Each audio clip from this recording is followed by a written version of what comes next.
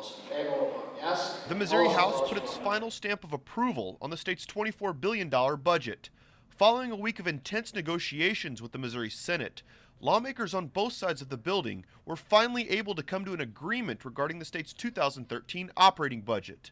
The final budget includes an additional $5 million for the Education Foundation formula, and it reverses the governor's proposed $100 million cut to Missouri's colleges and universities.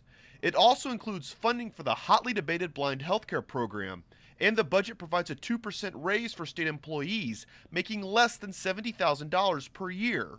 Overall, the speaker is pleased with the final product. I think if you look at the vote totals, had overwhelming bipartisan support that invested in our priorities, that balanced the state budget, that held the line on taxes. I think it, by anybody's measurement, was one of the most successful weeks we've had in the House in several years. Lawmakers estimate the state will have between $7 and $8 million left over in fiscal year 2013. The budget also aims to fully fund the state's veterans' homes, following a legislative agreement passed by both chambers.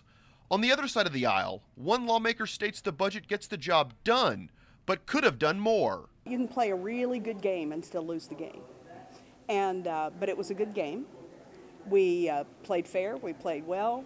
Are there things in there I would like to see differently? Absolutely. The chief complaint from the minority wasn't the budget itself, but the need to address the lack of revenue. Overall, several budget items stick out to the budget chair regarding the 2013 budget. The way that we were able to restore the funding to higher education, I think, is certainly a victory. That we were able to maintain the additional $5 million for elementary and secondary education is certainly a victory. There's some other things, the pay raise, I think, has been very important to a lot of state workers around the state. The budget now heads to Governor Nixon for his approval.